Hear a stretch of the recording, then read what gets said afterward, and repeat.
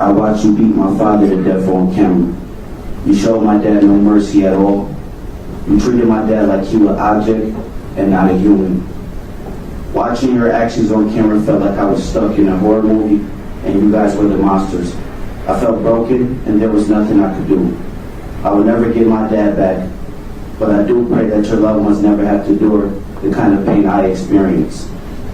All of this could have been avoided if you and your fellow officers just did your job. My dad would still be alive. One thing I learned over the past year in this case, and it matters to a lot of people, not just my family, but incarcerated people and their families all across the state. So many people are living with pain and fear about what this case has exposed. What happened in this courtroom matters. So I pray that the courtroom imposes a sentence severe enough to tell correctional officers that they cannot treat incarcerated people like animals. And I pray that this court imposes a sentence severe enough to tell incarcerated people that their lives matter. Thank you.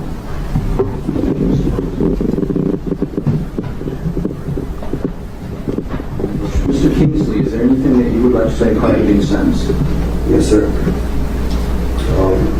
Much like Mr. English here, I'd like to express my sincerest condolences to the Brooks family for the tragic loss they have suffered. I know nothing I say or do can ever change that outcome. I understand that. All of the events that happened over the last 3 days of Mr. Brooks' life should never have happened. Every single incident was senseless. Nonetheless, I would like to offer my heartfelt apologies to the Brooks family. I'm so sad to think that any action of mine that is untimely death, and words cannot express how truly saddened and heartbroken I am that I was involved in such a tragic event that took someone's loved one from them. I, like many others, including the Brooks family, will have to live with that for the rest of my life.